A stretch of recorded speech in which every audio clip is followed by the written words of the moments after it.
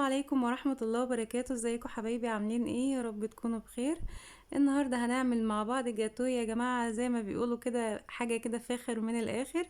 جاتو بالكريمة وصوص الفراولة، وجاتو شوكليت. ينفع معانا للناس اللي بتحتفل براس السنة، وينفع لأعياد الميلاد، وينفع في اي مناسبة بصراحة. ولو هتاخديه هدية لحد، حاجة هتشرفك جدا، وحاجة معمولة كده بنظافة في البيت وبطعم ولا احلى. بس قبل ما نبدأ وصفتنا، نصلي على الرسول صلى الله عليه وسلم.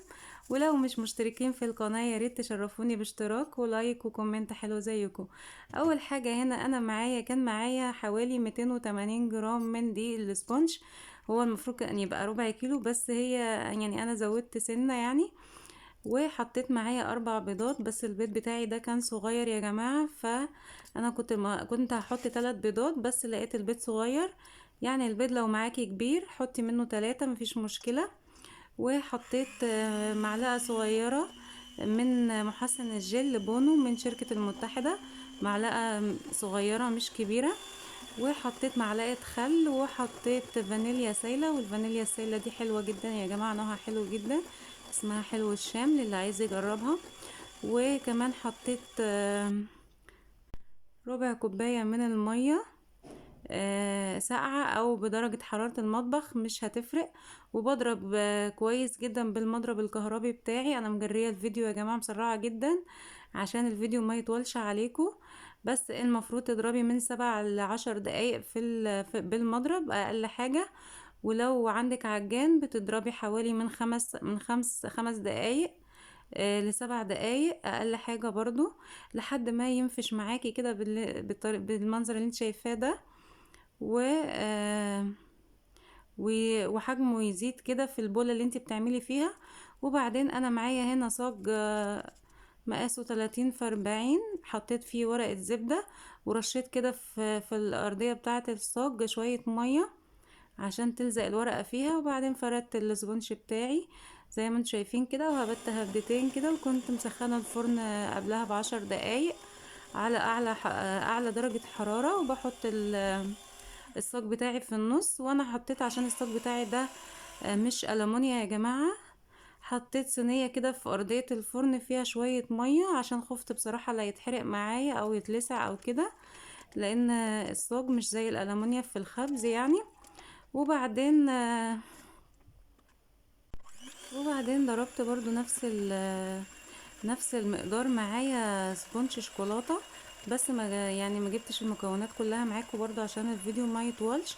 واستنيت عبال ما اللي في الفرن يطلع، وبعد كده هحطه، لان انا كان الصاج التاني اللي عندي مقاسه اقل من ده، فقلت اعملهم الاتنين يكونوا زي بعض.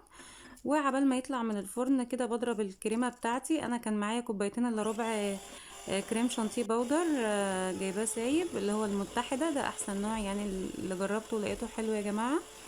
فحطيت له حوالي كوباية ونص مية. والمية لازم تكون متلجة من الفريزر، ولو يستحسن فيها قطع تلج كمان. وحطيت نص كوباية سكر. الاول ضربت السكر بالمية كده، وسكر ده حبيبات، بس مش اللي هو مخرز قوي يعني. ده احسن من السكر البودر، لان السكر البودر بيخلي الكريمة تمط معانا. وضربت كويس جدا لحد ما الكريمة بتاعتي تماسكت خالص معايا. وبعدين كان الصاج الاولاني طلع من الفرن زي ما انتم شايفين كده، اللي بالفانيليا. فجبت سكينة كده وسلكت الجوانب. وبعدين معايا برضو ورقة زبدة حطيتها على الوش كده، عشان وهو لسه سخن طالع من الفرن، عشان يشيل لي الوش بتاع السبونج ده، لان بيبقى زفر شوية. وكان معايا هنا الكرتونة بتاعت نتيجة قديمة، قلبت عليها الصاج بتاعي كده عشان ابقى عارفة متحكمة فيه، لان كان لسه سخن طبعا وممكن يتكسر مني. وبسلك كده اللي هو كان في الأرضية بتاعة الصاج. وبعدين بقلبه تاني زي ما انتم شايفين كده، عشان اشيل الورقة الأولانية اهو، شالت الوش خالص بكل سهولة. وهغطيه تاني واشيله على جنب، واغطيه بفوطة عشان ما ينشفش. وعملت نفس اللي عملته في الصاج الاولاني، عملته في التاني. مش بدهن زيت ولا زبدة ولا سمنة ولا اي حاجة خالص، مجرد ما احط ورقة الزبدة او اي ورق عندك يعني، مش شرط ورق زبدة. بس يكون على مقاس الصاج بالظبط، وما يكونش طالع من الحروف عشان ما يبوظش معاكي الحروف بتاعة الكيك. وبعدين بفرد. انا كنت بصراحة مزودة المية، يعني بدل ربع كوباية في المقدار ده حطيت تلت كوباية عشان يبقى سهل كده معايا في الفرد، لان اللي بالفانيليا بصراحة دوخني في الفرد خالص، كان تقيل جدا.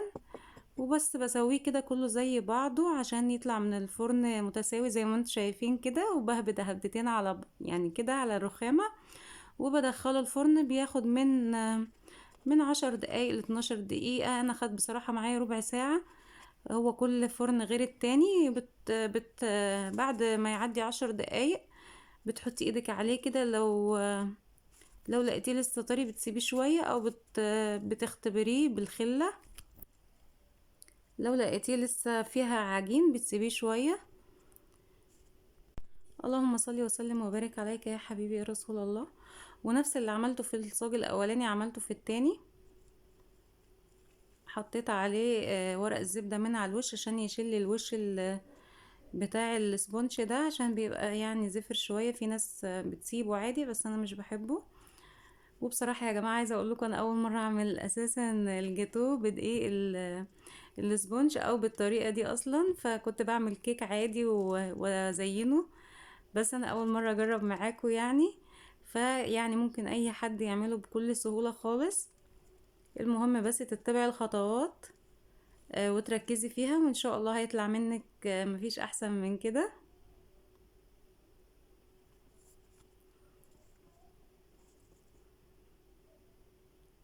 وهو جبت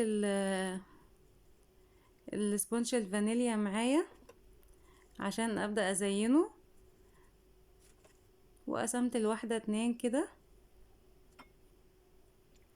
وبعدين كان معايا هنا الشربات بتاعي، سقيته. ممكن تسقيه ممكن لا، لان هو بيبقى هش وطري جدا يعني. انا ده كان شربات تقيل عندي وخففته بشوية مية، يعني خدت معلقتين كده على نص كوباية مية، وزقيت بيه الكيك بتاعي.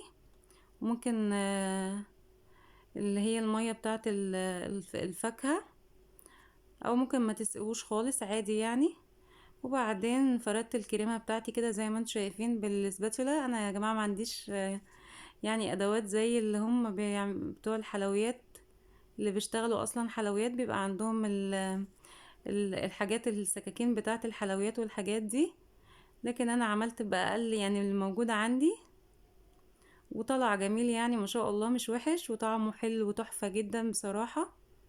يعني الطعم حاجة كده مخدومة، وطعمه زي بتاع احسن المحلات. جربوه وهتعرفوا بنفسكم. وهنا عندي الصوص الفراولة ده برضو من شركة المتحدة، حلو جدا، طعمه جميل فيه مزازة كده وحلو. قلت بقى اخلي الجاتو بتاعي غني شوية، فحشيت برضو بعد الكريمة كده في النص، حطيت منه. وبعدين بغلف بقى بالوش بتاع الجاتو بتاعي بالكريمة. والكريمة دي زي ما انت عايزة بقى تزوديها تقلليها زي ما انت عايزة. وبفرد كده بالسباتيلا بتاعتي.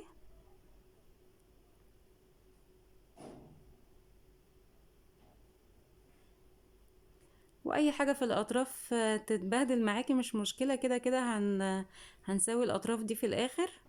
وهنا بقى مش لاقي حاجة اسوي بيها الوش بصراحة، فكان عندي الورق بتاع اللي هو الفاكيوم ده بتاع دوسيه كده، ممكن تجيبيه تسوي بيه عادي.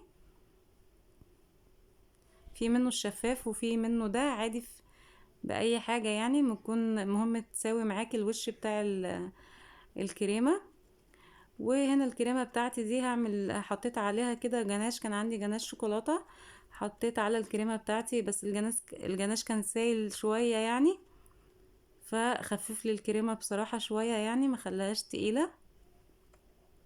يستحسن جناش الشوكولاتة يكون ماسك شوية، او تحطي معلقتين كاكاو. وهنا برضو ورقة الزبدة شالت لي الوش بتاع الكيك الشوكولاتة بتاعي.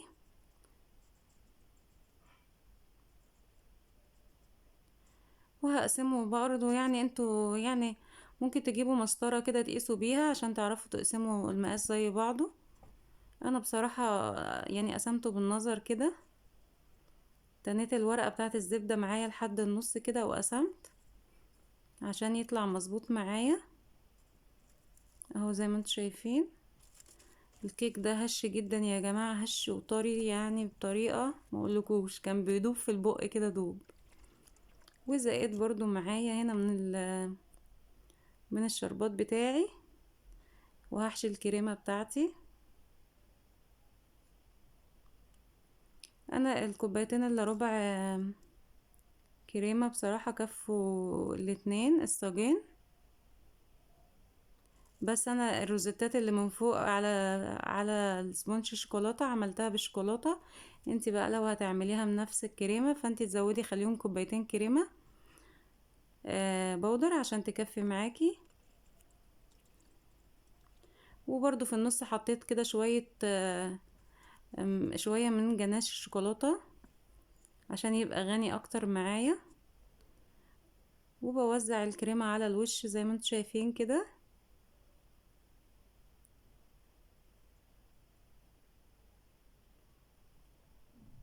اللهم صل وسلم وبارك عليك يا حبيبي يا رسول الله.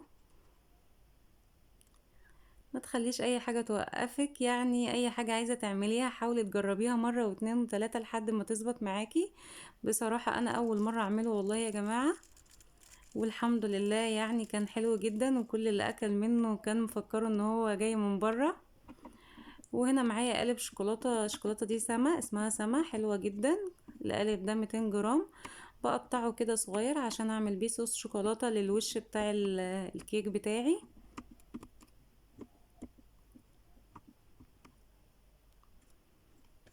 وقطعته صغير كده كله زي ما انتم شايفين كده، وحطيته في بولة. وكنت بغلي لبن على النار، حطيت ربع كوباية لبن حليب، وكان عندي معلقتين قشطة بتاعت وش اللبن حطيتها كده عشان تخلي الشوكولات بتاعي غنية كده وحلوة. وبعدين بقلبها كده، بسيبها شوية يعني مفيش دقيقتين وبقلبها، ويطلع احسن صوص شوكولاتة معانا. يعني بصراحة الصوص ده لما حطيته في التلاجة شوية لقيته مسك جدا، فحطيته على بخار مية سخنة كده، فك تاني معايا بكل سهولة.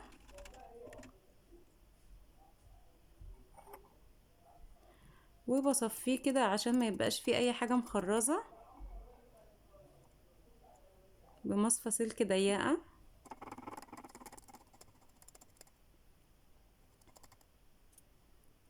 انا كنت عاملة الجاتو ده بصراحة عشان عيد ميلاد ابني. طلب مني جاتو، عايز ياخد كمان منه لاصحابه عشان موعد اصحابه يوديلهم جاتو في عيد ميلاده. فقلت خلاص بقى لازم اعمل لك، يعني لو هنشتري من بره هيكون غالي جدا. الاسعار انتوا عارفين نار يعني. والحاجة برضو يعني المكونات بتاعة الجاتو مكلفة برضو، بس مش زي ما تكوني هتشتريها طبعا. فقلت اجرب كده واعمله في البيت وان شاء الله يبقى حلو، وفعلا طلع حلو جدا. وبفرد هنا الصوص بتاع الشوكولاتة بتاعي، ما تخافوش اي حاجة تنزل في الجوانب مش مشكلة. انا بعد كده بشيل الاحرف دي بسكينة. والصوص بتاع الشوكولاتة بتاعي بينشف وبيبقى حلو جدا، حطيته في الفريزر شوية. وبرضو بتاع الفانيليا حطيتهم في الفريزر ساعتين كده عشان يمسكوا معايا واعرف ازينهم من على الوش. وهنا كنت حطيت برضو جيلو الفراولة على الجاتو بتاع الكريمة بتاعي. قلت كده ازين المنظر كده بحاجة كده تكسر اللون وتخلي الشكل حلو. وكمان الفراولة، صوص الفراولة مع الكريمة يا جماعة طعمه حلو جدا. ومعايا هنا كوباية شوب كبيرة كده بحط فيها السكينة بتاعتي، هي فيها مية مغلية، بحط فيها السكينة بتاعتي. ومعايا فوطة بمسح بيها السكينة اخليها ناشفة واقطع بيها. المقاس طبعا اللي انتوا عايزينه، المفروض تقيسوا بمسطرة يا جماعة، بس انا بصراحة قطعت كده بالبركة يعني. وعملت كده روزيتات بالكريمة بتاعتي على الجاتو الفانيليا. التشكيل ده طبعا بتاعك انتي بقى، انتي وذوقك يعني. فانا يعني حاولت اجتهد كده شوية، حطيت هنا عندي الكريسبي الالوان ده حلو جدا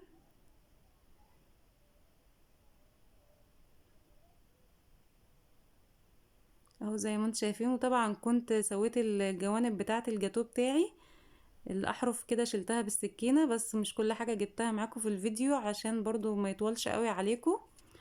وعندي هنا الورق بتاع الجاتو ده، حطيت في كل واحدة كده في الورقة بتاعتها احسن عشان يبقى شكله منظره حلو، وكمان ما يبهدلش الدنيا للي هيمسك حتة الجاتو، تبقى يمسكها كده بالورقة اهو زي ما انتم شايفين كده. والمفروض يا جماعة يتحط في الفريزر شوية يمسك كده، وبعدين تقدموه للأكل عادي. وهنا برضو اللي عملته في الجاتو الفانيليا هعمله في الشوكولاتة، قطعته بنفس الطريقة، بحط السكينة في مية مغلية وبعدين امسحها بفوطة او بمناديل واقطع. وهم بصراحة يعني كل واحدة كل صاج عمل معايا دستة، بس اللي هو بتاع الفانيليا كانوا فيه حتتين كده رفيعين شوية، فبصراحة شلتهم على جنب يعني ما حطيتهمش. وهنا زينت برضو عملت روزتات كده بالشوكليت على الجاتو الشوكولاتة بتاعي، وحطيت عليه برضو الكريسبي السيلفر ده لونه حلو قوي يكسر معايا اللون، هو يعني ابيض مدي على سيلفر شوية. وهنا عندي برضو الكريسبي الشوكليت ده حلو وطعمه حلو جدا يا جماعة كده، يعني اي تزيين كده ويدي منظر حلو وخلاص. زي ما انتم شايفين كده ما شاء الله حلو جدا. وكل اللي اكل منه شكر فيه جدا جدا، يعني كانوا مفكرينه، يعني اصحاب ابني كانوا يعني ما كانوش مصدقين ان ده معمول في البيت، من الخفية بتاعته والهشاشة بتاعة الكيك بصراحة ملهاش حل. وطعمه تحفة يا جماعة، جربوه وان شاء الله هيعجبكم ويظبط معاكم. وهنا كان في حتة يعني كمان زيادة عن الدستة، قلت ادوقها كده معاكم، ما شاء الله حلوة جدا، طعمه تحفة تحفة يعني بيدوب في البق بصراحة. وبس كده كان فيديو النهاردة، يا رب يعجبكم واشوفكم في فيديو جديد، مع السلامة.